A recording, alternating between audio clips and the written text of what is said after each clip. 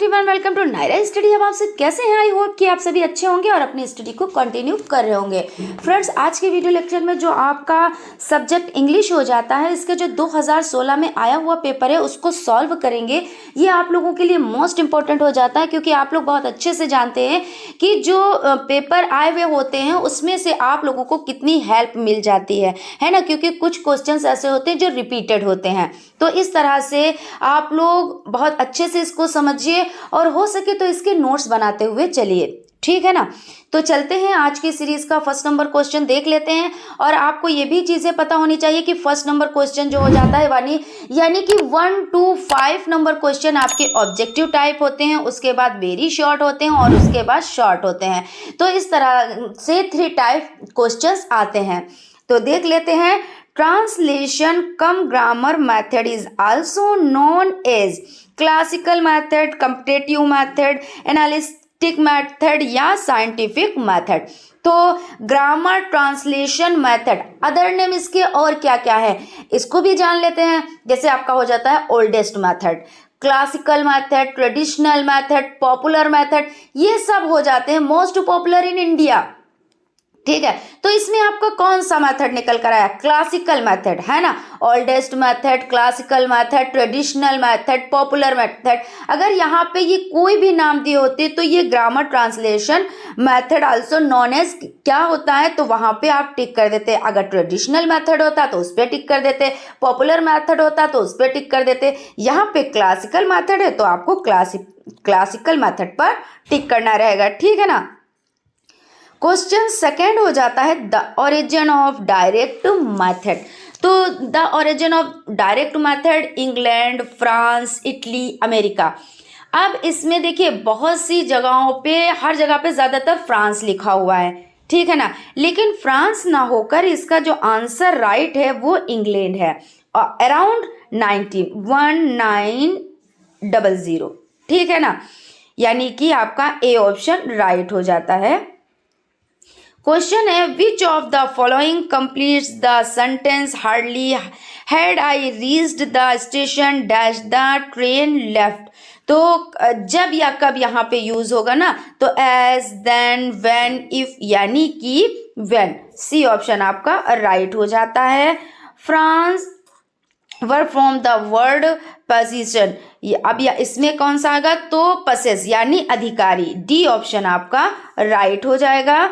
अब यहाँ पे आपका है 5 नंबर क्वेश्चन, जो कि ऑब्जेक्टिव टाइप क्वेश्चंस का लास्ट क्वेश्चन है, ठीक है ना। तो यहाँ पे चूज है, choose the correct word to complete the following. One's must do dash dash duty.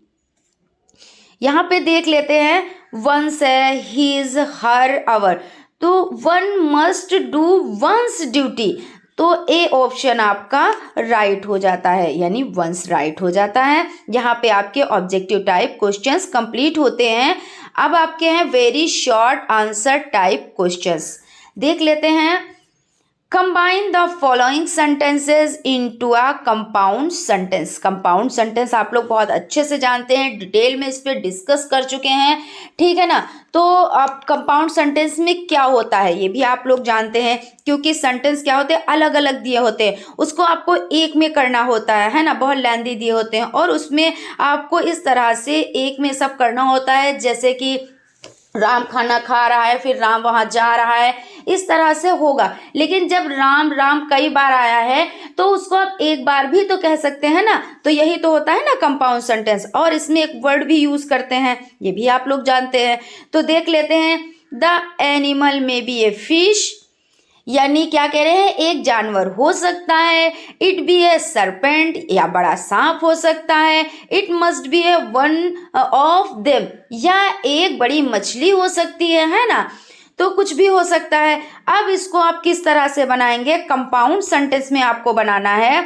तो द एनिमल मस्ट, यानी द एनिमल में must be other a fish और ए सरपेंट। आप इस तरह से भी कह सकते हैं कि भाई एक बड़ा यानी बड़ा सांप है या बड़ी मछली है, तो द एनिमल में must be other a fish और ए सरपेंट, ये हो जाता है। उसके बाद 7 नंबर क्वेश्चन आपका हो जाता है, combine the following sentence into a complex sentence. अब आपको कॉम्प्लेक्स सेंटेंस बनाना है। He lives somewhere full stop I do not know it. यानी यहाँ पे देखिए आपको क्या करना है, इसको किस तरह से बनाना है, कॉम्प्लेक्स सेंटेंस में बनाना है। तो I do not know where the lives, यानी यहाँ पे आपका हो जाता है आई डू नॉट नो, और उसके बाद ये no, I do not know where, यहाँ पे आप क्या करेंगे, where he lives. Change the following into a past indefinite tense. Past indefinite tense में आपको चेंज करना है, ठीक है ना। ये I do not know where he lives, आपका जो ये टेंस दिया जाए प्रेजेंट इंडिफिनिट टेंस में क्या होता है, प्रेजेंट इंडिफिनिट टेंस में जो इसकी एस या ई एस लगाया जाता है ना, एस या ई एस लगाया जाता है। और जब नेगेटिव बनाते हैं तो उसमें डू या डज का यूज होता है। जैसे आपका ही शी इट हो जाता है, एक वचनकर्ता के साथ क्या यूज करते हैं, तो डज यूज करते हैं, डज नॉट। और उसके बाद अगर यू वी दे हो जाता है तो डू नॉट यूज करते हैं। इसी तरह इंट्रोगेटिव में भी हो जाता है, क्योंकि उसमें तो ये होता है कि सब्जेक्ट की जगह पे आपको क्या रखना होगा, जैसे डू या डज रखना होगा, डू या डज की जगह पे आपको सब्जेक्ट रखना होता है। ये सब चीजें हो जाती है। आप लोगों को इसमें डिटेल से चीजें पता होनी चाहिए, तभी आप इसको बहुत अच्छे से कर पाएंगे। यहाँ पे हो जाता है I do not know where he lives. अब आपको क्या करना है, यहाँ पे बनाना है पास्ट इंडिफिनिट टेंस। तो डू नॉट तो डिड नॉट है ना, I did not know where he lived, क्योंकि यहाँ पे एस या एस का यूज हुआ है, लिव्स, और आपको किस में करना है, पास्ट इंडिफिनिट टेंस में करना है, तो लिव्ड हो जाता है, ठीक है ना। I did not know where he lived. Question है change the following into past continuous tense. Past continuous tense यानी कि पास्ट कोई भी कॉन्टिन्यूअस हो तो उसमें क्या करते हैं, वर्ब की फर्स्ट फॉर्म लगाते हैं, उसके बाद आईएनजी लगाते हैं, है ना। यहाँ पे क्या पूछा जा रहा है, पास्ट कॉन्टिन्यूअस टेंस में आपको करना है, तो इसमें वाज का यूज करेंगे, वाज या वेयर। जैसे भी ही शी इट है तो आपको वाज का यूज करना है, यू वी दे है ना, तो वेयर का यूज करना है। उसके बाद आपको वर्ब की फर्स्ट फॉर्म लिखनी है, उसमें आईएनजी लगानी है, तो इस तरह से हो जाता है। अब यहाँ पे देख लें, जैसे आपका ही हो जाता है, यहाँ पे ही की जगह पे शी होता, किसी का नाम होता है ना, सीता गीता राधा मीरा या मोहन राकेश, कुछ भी नाम होता, तो यहाँ पे आपका वाज यूज होगा, क्योंकि जो आपका हेल्पिंग वर्ब है वो क्या है, हेल्पिंग वर्ड है वो क्या है, तो आपका वाज हो जाएगा। फिर वर्ब की फर्स्ट फॉर्म यानी गो, और उसके बाद आईएनजी, तो गोइंग होगा, यानी कि वर्ब की फर्स्ट फॉर्म के साथ आईएनजी। और टू आगरा यस्टरडे, वो तो वही रहेगा, क्योंकि भाई आगरा गया तो आगरा ही तो जाएगा, है ना। He was going to Agra yesterday, ये आपका हो गया पास्ट कॉन्टिन्यूअस टेंस में। आई होप आप लोगों को चीजें समझ में आ रही होंगी। अगर कहीं पे कोई डाउट है, कोई कंफ्यूजन है, तो प्लीज आप लोग कमेंट बॉक्स में कमेंट करें, हम उसका रिप्लाई आप लोगों को जरूर से जरूर देंगे, ठीक है ना। क्वेश्चन आपका हो जाता है complete the following sentences using the correct form of the verb given in the bracket. Come, यहाँ पे देखिए आपका पहले सेंटेंस दिए हुए, उसके बाद यहाँ पे कम लगा हुआ है। The doctor dash dash after the patient had died, और यहाँ पे कम है तो the doctor come after the patient had died, तो यहाँ पर आपका क्या हो जाएगा, कम है तो केम हो जाएगा। उसके बाद क्वेश्चन है आपका next, fill in the gap using the correct form of the verb given in the bracket.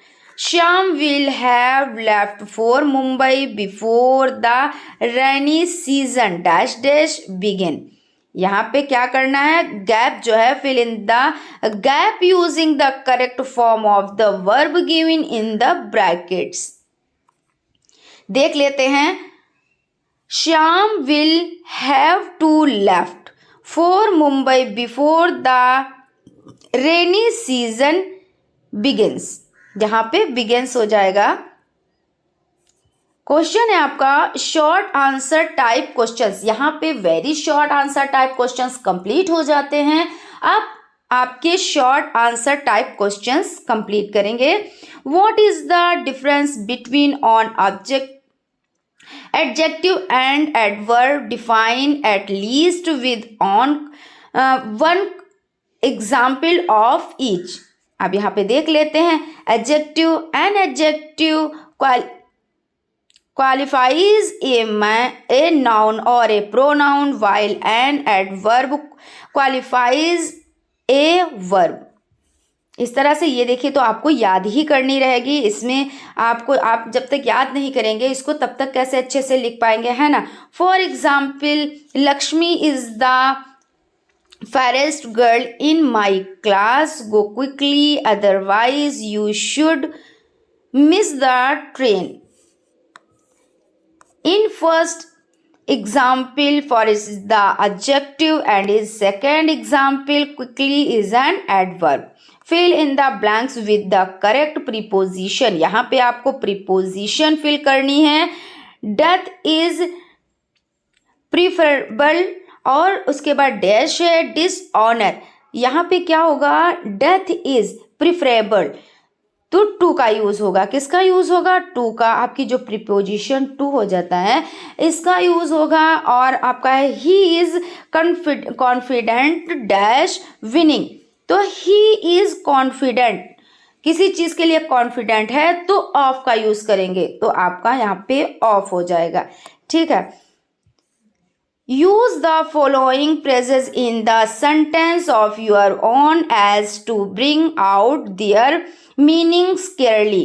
To pass the buck, second है tag after. To pass the buck, we should perform our duty well in spite of passing of the buck. यानी यहाँ पे क्या चीज़ है, यहाँ पे आपको जैसे हिंदी में नहीं होता है कि एक वर्ड दे दिया जाता है फिर उसको क्या कहा जाता है, इसको एक एग्जाम्पल देके बताएं, है ना. इसको मिक्स करके जैसे हिंदी में आता नहीं है तो उस तरह से ये है कि एक वर्ड दे दिया, अब आप पूरा सेंटेंस इसका कंप्लीट करें. तो आपको सेंटेंस बनाना होता है. Take after Jay is just take his twin brother. तो आपको टेक आफ्टर इसको मिक्स करके आपको एक पूरा सेंटेंस कंप्लीट करना है. Correct the following sentences. No sooner did the police reach when the thieves ran away. Second आपका हो जाता है Ram as well as his father were not present in the meeting. अब देख लेते हैं इसमें आपका क्या हो जाता है, नो सूनर. तो no sooner did the police reach than the thieves ran away. यहाँ पे हो जाएगा और Ram as well as his father was not present in the meeting. 16 number आपका क्वेश्चन हो जाता है. Write an application to the headmaster of your school requesting him to grant you leave for 3 days. Give the genuine reason of your absent. यानी आपको एक letter लिखना है, ठीक है ना. तो आपको हेडमास्टर के पास एक लेटर लिखना है. देख लेते हैं. To the headmaster school name place. यहाँ पे देखिए स्कूल नेम आपको लिखना है, फिर प्लेस लिखना है. अब आप यहाँ पे तो लिख सकते हैं, ये अच्छे से आप लिख सकते हैं क्योंकि स्टार्टिंग से ये सब चीज़ें आप लोग लिखते चले आ रहे हैं, है ना. Sir with Due respectfully, I beg to say that my mother ill. I am alone to look after her, so I am unable to attend the class. So please grant me leave for 3 days. यानी 3 दिन की छुट्टी के लिए ये जो लिखा जा रहा है लेटर वो लिखा जा रहा है. फ्रॉम 26. आप डेट कुछ भी डाल सकते हैं, ठीक है ना. तो यहाँ पे आप डेट जो उस डेट में हो वो आप डेट डालें. If you do so I will be very grateful to you. You are obediently XYZ, है ना. XYZ ही आप लिखेंगे, अपना नाम नहीं लिखेंगे. Write a composition on my ideal teacher in about 50 word. Points are given below to develop it. Introduction, his education, nature and behavior, his teaching skill and habits, consolation. यानी कि आपको क्या करना है, write a composition on my ideal teacher. जो आपके ideal teacher है उनके बारे में कम से कम आपको 50 वर्ड लिखने हैं. जो पॉइंट है उसके अकॉर्डिंग लिखना है. पहले आप इंट्रोडक्शन लिखेंगे, हिज एजुकेशन यानी उनकी जो उनकी एजुकेशन है उसके बारे में, फिर नेचर एंड बिहेवियर उनकी क्या आदत है, वो कैसे आप बिहेव करते हैं, his teaching skill and habit उनकी जो स्किल है, टीचिंग स्किल है, और उनकी जो हैबिट्स हैं उनको, और उसके बाद कंसोलेशन। इस तरह से आप लिखेंगे। अगर चीज़ें डिटेल में आप लोगों को जाननी है तो प्लीज़ आप लोग प्लेलिस्ट में जाकर वहाँ पर चीज़ों को बहुत ही ज़्यादा डिटेल में बताया गया है। जैसे आपके जितने भी टेंस है बहुत ही डिटेल में, बहुत ही ज़्यादा डिटेल में चीज़ों को आपको समझाया गया है, तो प्लीज़ आप वहाँ पे जाके देख सकते हैं, ठीक है ना। Introduction. Mister Kaisar Singh is my ideal teacher, is my point of view, he is the best teacher of my life. His education, क्योंकि जो पॉइंट दिए हुए हैं उन पॉइंट्स को आप लोग ज़रूर से ज़रूर लिखिएगा। He is a mister MSc in math and has full command over his subject, यानी क्या है कि वो जो उनके सब्जेक्ट हैं उन पर उनको बहुत ज़्यादा कमांड है, कि मतलब उनकी बहुत ज़्यादा मजबूत पकड़ है, क्योंकि तभी तो, क्योंकि उनके बारे में हमें लिखना है और उनकी एजुकेशन क्या है उसके बारे में लिखना है ना। Nature and behaviour. He is the man of sweet nature, he treats as his own children, he never becomes angry, he is the class। अब है आपका his teaching skill and habits. His teaching method is very good, his treat to explain everything is very simple language and also do so much hard work with us. यानी कि क्या है कि his teaching method is very good, उनका जो पढ़ाने का ढंग है वो बहुत ही अच्छा है, और वो हर एक चीज़ को क्या करते हैं, बहुत ही एग्जाम्पल देकर अच्छे से और सिंपल भाषा में समझाते हैं, है ना। क्योंकि ये नहीं करते कि अगर कोई चीज़ है तो उसको ऐसे ही रखें, ये चीज़ यहाँ पे मतलब एक उनके बारे में लिखा जा रहा है, ठीक है ना। And also do so much hard work, वो बहुत ही कठिन परिश्रमी यानी कि बहुत ही मेहनती हैं with us. He was a good player in his student life, even today he plays football with us. यानी वो जब स्टूडेंट थे, हमारे जो अध्यापक जी हैं जिनके बारे में लिखा जा रहा है वहाँ पे, कि वो अपनी जब स्टूडेंट लाइफ उनकी थी तब वो बहुत ही अच्छे क्या थे, देखिए एक गुड प्लेयर, वो बहुत अच्छे खिलाड़ी थे। और क्या करें, even today he plays football with us, अब वो बच्चों के साथ फुटबॉल खेलते भी हैं और उनकी हेल्प करते हैं, है ना, कि उनका साथ देते हैं। Consolation. I am proud of my teacher and I wish to have such a good, कि हम क्या हैं, I am proud of my teacher, मुझे वही वो वाला घमंड नहीं, लेकिन मुझे अपने जो मेरा जो अध्यापक हैं मुझे उन पर घमंड है, यही चीज़ तो है। और यहाँ पे क्या हो जाता है, good teacher in the flute to.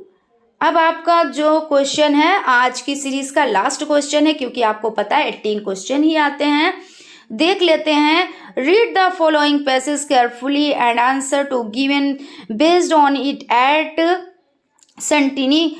Caton classes are held in the open air. The students sit on the ground under the trees and listen to their teacher. The often act plays they have written themselves, and very often the plays written by Rabindranath Tagore. The plays fills anyone with plays and quit the meaning of the best plays of learning in India. अब इसमें आपको क्या करना है, कुछ question दिए हुए हैं इसी के अकॉर्डिंग, ये जैसे कि आपका पैराग्राफ हो जाता है और इसमें कुछ क्वेश्चन दिए हैं, उसके आपको आंसर लिखने रहेंगे।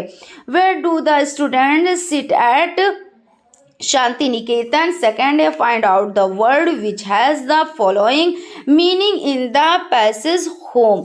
तो इस तरह से आपका हो जाता है। इसमें आपको क्या करना है, आपको जो आपका पैराग्राफ है उसमें आपको छांट कर लिखना है। तो आप इसको अच्छे से कर सकते हैं, क्योंकि ये तो आप ही को करना रहेगा, है ना। लेकिन फिर भी हम यहाँ पे आंसर आपको बताते हैं और आप इसमें पैराग्राफ में छाटिएगा और देखिएगा, है ना, क्योंकि ये भी तो ज़रूरी होता है ना कि आप अपने आप से भी करें। The students sit on the ground under their trees shade in Shanti Niketan. और सेकेंड का हो जाता है find out the word which has the following meaning in the passage home. तो होम का क्या है, अबॉर्ड, ये आपका हो जाता है। होम का क्या है, अबॉर्ड। तो इस तरह से आप लोग लिख सकते हैं। आई होप आप लोगों को सेशन अच्छा लगा होगा। आई होप अगर आप लोगों को सेशन अच्छा लगा है तो प्लीज़ एक लाइक ज़रूर करें, और अगर अभी तक आप लोगों ने चैनल को सब्सक्राइब नहीं किया है तो प्लीज़ सब्सक्राइब कर लें और बेल आइकन को भी ज़रूर प्रेस कर लें, जिससे कोई भी नोटिफिकेशन हो वो आप तक पहुंच सके। तो मिलते हैं नेक्स्ट क्लास में कुछ इम्पोर्टेंट चीज़ें लेकर। तब तक आप लोग अपना ख्याल रखें और स्टडी को कंटिन्यू करें। Thank you.